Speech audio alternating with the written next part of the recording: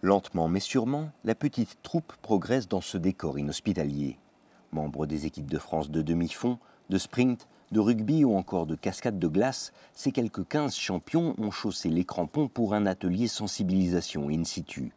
Accompagnés de plusieurs guides, glaciologues et représentants d'associations, ils sont là pour prendre conscience des impacts du dérèglement climatique.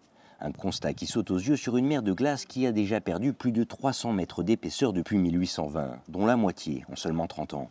On a du cyclisme sur piste, on a des plongeurs, on a du rugby, voilà, on a des judokas, on a tous ces sports-là qui sont très loin du milieu outdoor et voilà, qui n'étaient jamais, beaucoup ne sont jamais allés à ces altitudes-là, toucher des glaciers, ne savaient pas forcément ce que c'était. Là, ça devient concret.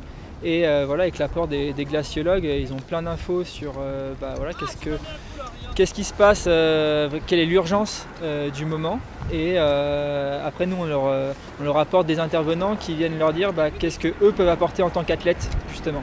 Car au-delà des simples observations, scientifiques et sportifs avaient pour objectif de porter leurs réflexions sur leurs différents univers, l'urgence climatique ne menaçant pas seulement les disciplines de plein air, mais bien toute notre société dans ses moindres aspects. On commence à étudier un peu ce qui peut se passer dans le sport, qu'est-ce qu'on pourrait faire de mieux.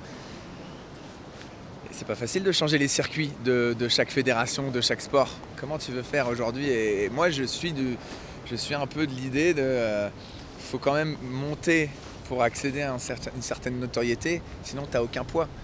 Et on l'a vu dans une simulation de jeu hier qui était assez sympathique. Si tu veux vraiment faire bien les choses aujourd'hui, quasiment dans n'importe quel sport, t'arrêtes ta carrière assez rapidement, sans avoir fait grand-chose. Et donc du coup, tu peux parler à personne. C'est ça le principe, t'es personne en fait pour parler. Des paradoxes mis en lumière par les instigateurs de l'opération créée en 2021 à la suite d'un périple sur les plus hauts lacs de la planète.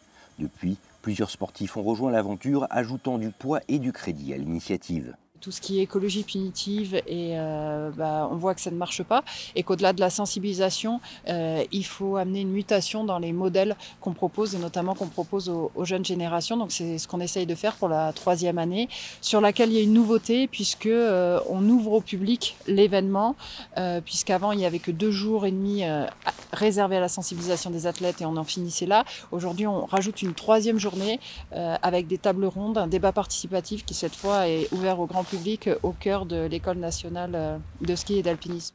Véritable trait d'union entre les spécialistes et le grand public, les sportifs continueront à coup sûr leurs réflexions au sein de leurs différents cercles, portant un peu plus loin les messages et idées issus de l'exemple de la fonte de nos glaciers.